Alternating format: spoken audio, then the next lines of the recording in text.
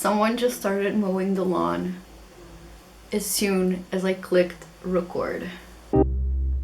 Hello friends, welcome back to my channel, or welcome if you're new. I'm Bia, and today I'm doing the stay-at-home reading rush tag with the TBR, although the TBR is part of the tag. But yeah, I actually started my channel during last year's Reading Rush. So this little special edition to keep us entertained at home is really nice. It is taking place from the 16th to the 19th of April. So it is sort of in the middle of the Owls readathon, the magical readathon, but you can try and combine the two TBRs, which I actually managed to do.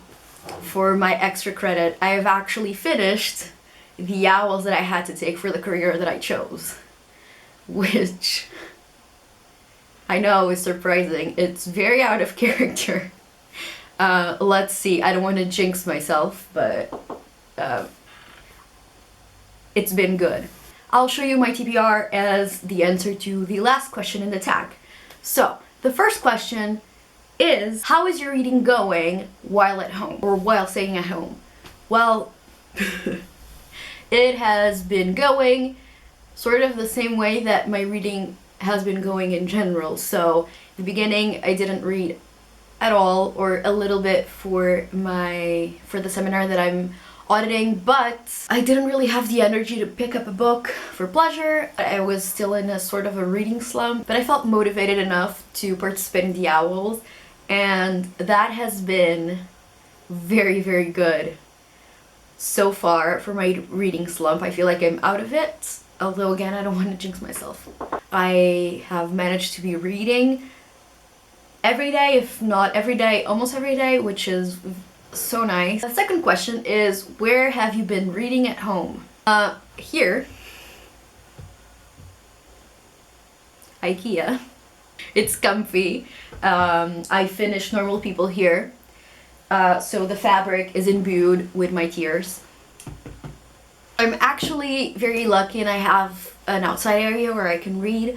I also love to do a lot of my reading there in the sun with my dog. Also, I've been listening to audiobooks, and I also like listening to them at my desk while I'm doing whatever I'm doing, like my bullet journal or just things, not work, because I can't really work and listen to audiobooks at the same time. I feel like a lot of people can't.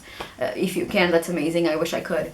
Third question is, best book you've read in isolation, and that is very easy. So far, the best book I've read during isolation is Normal People by Sally Rooney. My review is actually up on Goodreads. If you want to check it out, link is in the description below. I loved this book so much.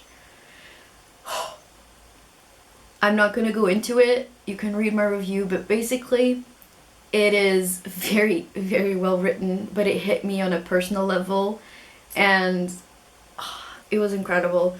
It made me smile, it made me cry, it made me feel a lot of feelings, which is scary, but it's very good.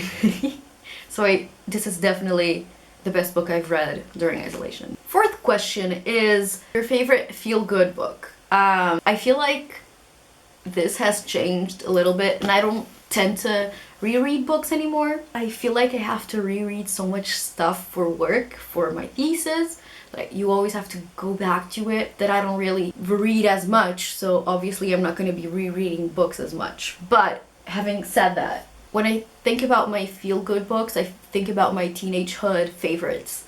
But one of them, because it actually is a feel-good book, it's not like a depressing book that makes me feel good because I don't know. Okay. An example is The Silver Linings Playbook. I actually have been meaning to reread this, and possibly for a video. But this was a book that I loved reading and coming back to, especially in late teens. It's The Silver Linings Playbook. Even if you haven't read the book, you've seen the film. although a bit different. You probably know the feeling that this book conveys, especially if you see yourself represented in the book, whether in the main character or the other sort of main character. And this always made me feel seen. I don't know, and nice, and like there is a silver lining, which I guess is the point. But really, the Harry Potter series is an obvious one. Those are books that if I think about them, I feel comforted. And I feel like most childhood and teenagehood favorites also, you know, suit the part. Then, next question is book you wish you could buy or borrow from the library. So I have been trying not to get as many books because I had a lot of anticipated releases last year, at the end of last year, that I did get and ended up not reading them. Although I do plan to still read them, but you know. But I was initially planning to get House of Earth and Blood, Crescent City, the first installment of Crescent City series by Sarah J Maas. When I first heard of it, I was like, oh my god, I need to get it as soon as it comes out. And I do sort of wish I could go out and get it. Maybe I would go out and get Conversations with Friends by Sally Rooney. That one I really want to read now. And next question is author you wish to shout out during this time. I guess I could say a few. For example, Sally Rooney, but I'll wait until I read her next book, and I've already talked about her. So I would go with Margaret Rogerson. I just recently read both her novels that she has out, and they were both so lovely and perfect escapism during this time. So I feel like she is a great author to pick up if you haven't already now. My favorite is Sorcery of Thorns. It is so good in my opinion. The universe is just delightful. I also enjoyed Enchantment of Ravens, but I definitely enjoyed Sorcery of Thorns so much more. It was so good. So yeah, Margaret Rogerson, I love your work. And finally, what is your Reading Rush TBR? To answer that, I'm gonna tell you the reading challenges for the Reading Rush this installment, because it's not the Reading Rush this year, the stay-at-home Reading Rush. The challenges are: read a book with a house on the cover, read a book in the same room the entire time, read a book set somewhere you wish you could go, and read a book that will make you smile. So for the first one, read a book with a house on the cover, I have a few options. I think I know which one I'm gonna read, but I do have a few. The first one is a book that I had on my Owls TBR, but I read Normal People for that prompt instead. So I have Little Fires Everywhere by Celestine. My edition has a house on the cover. I don't know if every edition does. And I'm trying to match these books to books that I could read for owls, for my extra credit owls, since I finished the ones I set out to complete. This book with a house on the cover would also work for arithmancy.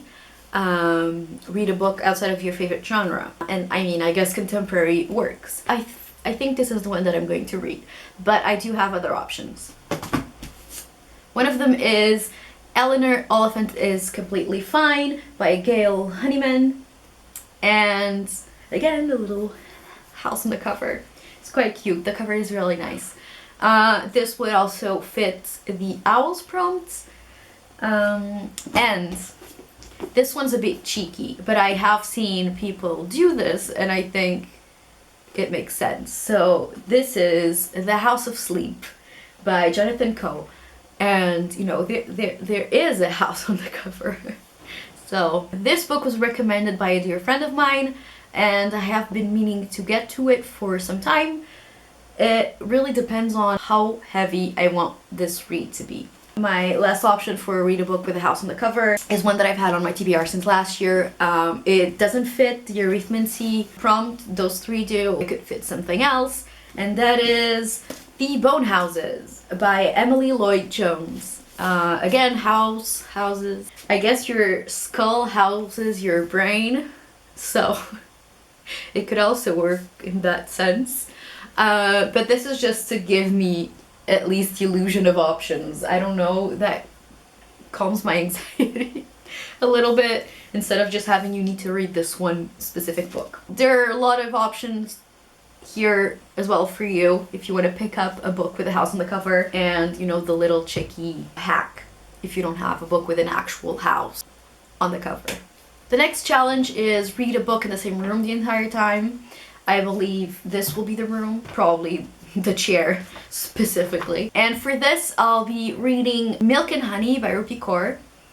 And this also fits my herbology owl, which is to read a book starting with an M. So another one down. And this one I think I'm taking for Mer People Linguistics, although I don't quite remember at the moment. Next is read a book set somewhere you wish you could go. I give this some thought. There's a lot of lovely places that I can suggest for you to pick up a book set in those places. That was a weird sentence construction, but for example, Winnie the Pooh, you know, who wouldn't want to go visit those fellas? Harry Potter, obviously, and you know, Lord of the Rings, and then, you know, books set in cities that you would like to visit. So I would read something, for example, set in New Orleans. But I had an idea. This is a book I haven't read, and I've seen so many people talking about this book. A lot of people love it, a lot of people were disappointed with it, and some people actually hate it. I'm talking about Every Heart a Doorway. Get it? I felt like it was the most adequate choice. You know? Every Heart a Doorway. Read a book set somewhere you wish you could go. Like, just take me anywhere. And this will also fulfill my owls for ancient runes, because the prompt is heart rune, read a book with a heart in the cover. On the cover or the title. So I think the book is actually set at Eleanor West's Home for Wayward Children. I'm not really sure about the details or where they go, or if you see them at the places before they go to this house. But I don't care, I still think that it's a nice pick for this prompt. Am I right? And you know, I guess I would also like to visit the house if it's all set in the house, to meet all of those kids and, you know, ask them about, you know, their whole deal. The last challenge is to read a book that will make you smile. Again, I did have a few choices, but one I'm pretty sure is gonna make me smile is the Tea Dragon Society. Because I mean, just looking at the artwork, just looking at the cover, it looks so lovely. And a lot of people have read this and loved it so much. I mean, is it really possible to read this and love it? I highly doubt it. But Zoe, for example, I remember watching a vlog where she reads it and she loved it a lot. She thought it was really cute, and just seeing her read it made me smile, so I think, you know, reading it is gonna be incredible. And this also works for the Potions Owl, which is to read a book under 150 pages. It all fits very nicely. And, you know, if I actually manage to complete the Reading Rush during this time, I will have also completed 4 more owls, which is insane. I will have plenty of time to complete more owls, so who would have guessed that this was gonna happen? Not gonna say too much about it because I don't want to jinx it, but so far so good. I hope you do this tag as well. I hope you're participating. I hope you're doing well again. And if you're also participating in the owls, I hope they're going great. And I hope you've been reading good books that have made you happy, even if they're sad and made you sad. They made you happy because they were still good. Thank you so much for watching. Please remember to like and subscribe. If you wish to see more videos, click the little bell thingy. My social media is down below. Please let me know what you're reading for the Reading Rush, and if you're participating, down in the comments below. Thank you so much for watching, and I'll see you on the next one. Bye!